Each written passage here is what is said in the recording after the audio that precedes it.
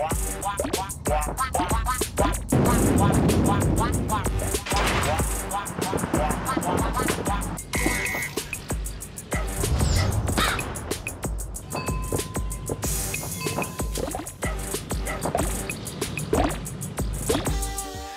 County is a wacky puzzler developed by Ben Esposito.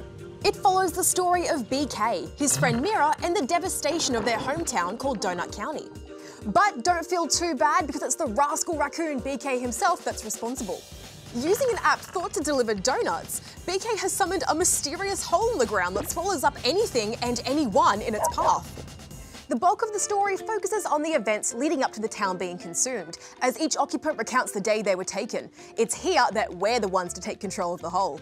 With each new object consumed, it grows in size. Rocks, pots, unfortunate dogs, nothing is safe.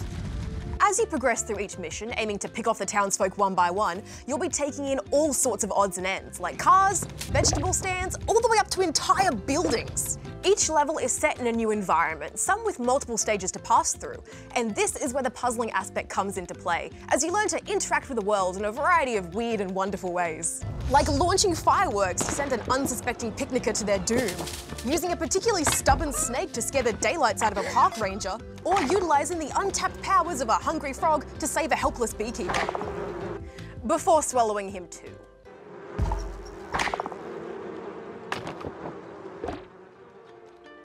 The majority of puzzles in Donut County have little to no challenge and more or less rely solely on just eating things until you trigger an event.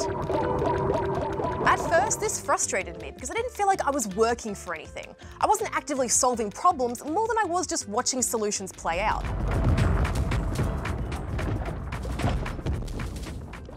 But as I progressed, I did come to realise that while they are very light, I was always learning something I'd use later on. Towards the end of the story, the fireworks, the stubborn snake, even the hungry frog, those mechanics that were peppered through earlier levels were coming in handy.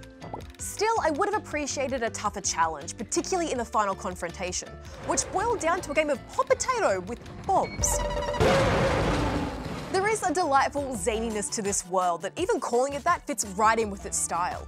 And its personality doesn't just come from its gorgeous yet simple aesthetic, but from the characters themselves. Particularly Mira and BK, with their back and forth over whether what BK did was a blessing or a curse. Their talks are a lot of fun and not only drive the story forward, but give it meaning. At its heart, Donut County has an honest and powerful message about friendship, being selfless, and taking responsibility for your own actions.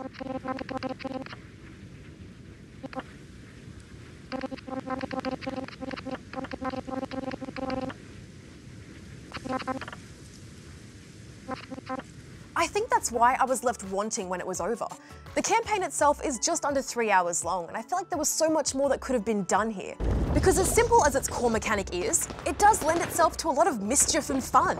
It also fulfills what I think is a primal gamer desire, to break the world. Whether it's pillaging pots for prizes or obliterating obstructions and obstacles in our way, destruction is a big part of a lot of games.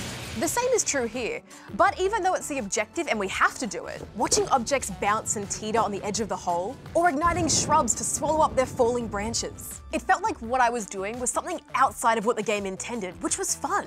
Overall, I enjoyed the time I had with Donut County. It has a lot of charm and humour that balances out the samey and repetitive feeling missions. I'm giving it 3 out of 5 rubber chickens.